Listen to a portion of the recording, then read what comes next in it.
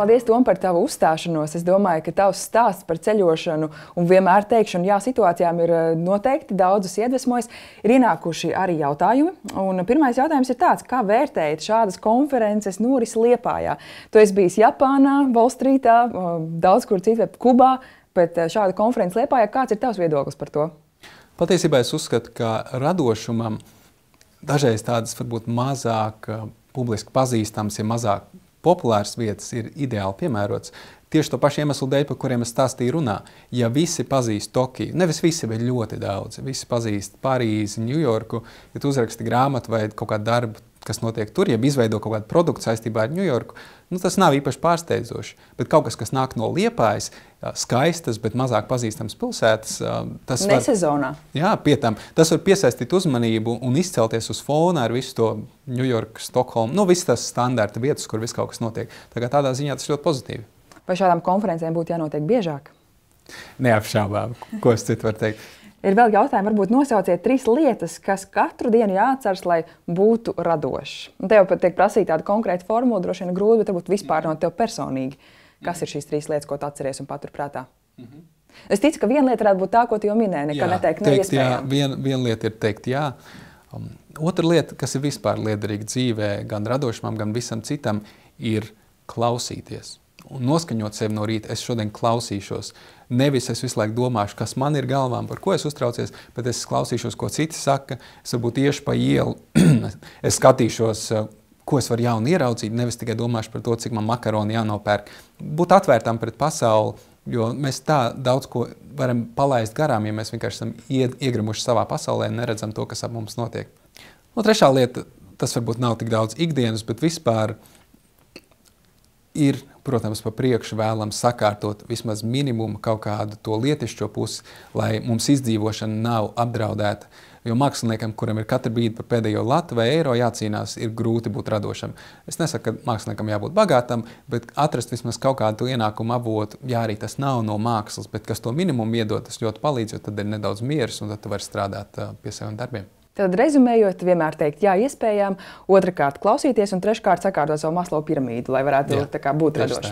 Paldies par atbildi. Nākamais jautājums ir, kā meklēt iedvesmas avotus radošumam? Vai tā ir kaut kāda vienota schēma? Baņut savā runā minēja, ka iedvesma nāk tad, kad būtu grūtības vai kad nav iedvesmas, vienkārši ir jāstrādā. Kur ir tava iedvesmas avoti visam tam, ko tu dari? Es domāju, ka varbūt rezumējot arī to, ko es šodien teicu, man lielākie iedvesmas avoti ir šie negaidītie dzīves pagriezieni, kuriem es cenšos teikt jā. Un otrajā līmenī var būt literatūra un mākslas avoti, bet tie, kas nav tie populārākie, kur nav tie bestselleri. Doma ir tāda, vai es lasu, piemēram, grāmatas, kuras nelasa citi rakstnieki manā žanrā, vai es klausos mūziku, ko neklausās citi muzikanti, komponisti manā žanrā. Vai man ir tie avoti, kur varbūt citiem nav, kas man var palīdzēt radīt kaut ko oriģinālu? Vai palīdz saskatoties no Latvijas, kas nav bieži pasaulē tas radošais, un esot no Latvijas, tomēr tas ir diezgan man šeit ekskluzīvi, tā kā tu jau minēji, kad tu strādā Volstrītā un tavi vecvecāki ir izsūtīti Sibīriju, piemēram. Tieši tā. Tas ir svarīgi, un es daudzos stāstos esmu ielicis, un arī romānos ielicis, ievīšu šo latviskumu.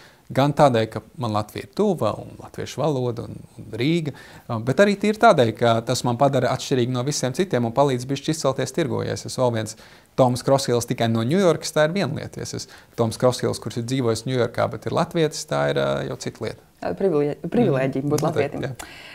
Runāju par Latviju un precīzāk par Liepāju ir ļoti, manuprāt, sarežģīts un nevienkāršs jautājums, bet jautājums Tomam. Kas ir Liepājas oriģinālais stāsts? Vai tu spēj acumirklīgi? Pilsēta, kurā piedzimis vējš, pilsēta, kur ir mūziķi, rockeri, mākslinieki, bet varbūt tev ir sava sajūta par Liepāju. Es domāju, ka ar to Liepājas stāstu katram cilvēkam, kuram bija saskara Liepāja, viņš ir dziļi individuāls. Un, protams, ir viens tas glancētājs, ko mēs varam parādīt kaut kādā reklāmas brošūrā, bet es domāju, katram citam cilvēkam tas ir kaut kāda bērnības atmiņa, kaut kas spilgts, kas viņam ir iesēdies. Un man, piemēram, Liepāja asociējas ne pat tik daudz ar pašu pilsētu, kā bērnībā, ka mēs apciemojām radiniekus, kuriem bija skaists tāds mazs dārziņš, mēs tur spēlējāmies un bija saulains un tādas pozitīvas emocijas un skaists dārs. tas man asociējas ar Liepāju, man ir ļoti pozitīvas emocijas, bet tas ir ļoti personīgi man. Tas nav kaut kas tāds, ko var ielikt reklāmas brošūrā. Un es domāju, ka katram, kuram ir bijusi vairāk saskara ar Liepāju, ir savs, kas ir tas tuvs un kas ir tas pozitīvais. Un tieši tas radošuma stāsts, varbūt, jo tas jautājums ir par to, kas ir Liepājas oriģinālais stāsts. Vai tu tā kā vairāk gribi minēt to, ka tas ir ar katru individu personiski?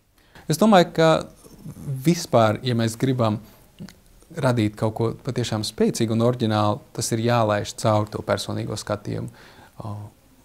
Un, protams, var sakombinēt, piemēram, es varētu uzrakstīt fantāzijas stāstu par pilsētu, kura iedzimst vējš, un vējš varbūt ir personificēts tēls un tā tālāk, bet tad šis tēls, viņam patīk atpūsties un paslēpties tieši tajā dārzā, kur es bērnībā spēlējos, un tad es varu savīt kopā to savu skatījumu ar šo leģendu un izveidot kaut ko jaunu un oriģinālu. Paldies, Tom, un pēdējais jautājums. Kā radoša domāšana spēj palīdzēt uzņēmējdarbībā un biznesa sarunās? Tā kā tu esi arī biznesa vidē un strādā ar biznesa cilvēkiem. Kāda ir šī radošuma loma un kā tā palīdz? Protams, bezgalīga, liederīga lieta. Es nerunāšu pat tik daudz par inovācijām, par produktu radīšanu, to jebkurš saprot, bet, teiksim, biznesa sarunās, kaulēšanās brīdī, mēs ļoti bieži iestrāgam uz to saucamo pozicionālo kaulēšanos, kas ir, kad tu sāki, es maksāšu 2000, es saku, es gribu 3000, mēs saku 2000, 3000, mēs nevaram vienoties un ir grūti atrast darījumu. Tajā brīdī spējīgs sarunu vadītājs sāk domāt radoši un domāt, ko jūs man varat piedāvāt, kas ir mani ļoti izdevīgs, bet kas, piemēram, jums neko daudz nemaksātu. Varbūt mēs varam kopīgi uztaisīt kaut kādu publicācijas pasākumu, kas palīdzētu manai karjerai. Varbūt mēs vēl kaut ko varam izdarīt, kas jums it kā izmaksā maz, un jūs man maksāsiet uz 2000, un es būšu ar mieru, jo es saņemu kaut kādu lielu vērtību. Es radoši atradu kaut kādu sadarbības iespēju. Un tad mēs vairs neplēšamies, bet mēs kopīgi radoši domājam un mēģinām atrast kaut kādu risinājumu, kas mums abiem ir izdevīgs, un varbūt mēs kopā varam kaut ko jaunu radīt. Tā kā spējīgs sarunu vadītājs bez radošuma nevar būt. Paldies tev par tavu prezentāciju un par atbildi. Atgādināšu, ka studijā ar mani kopā bija rakstnieks Toms Kreidsbergs. Un ne tikai rakstnieks, radoša personība. Paldies! Paldies!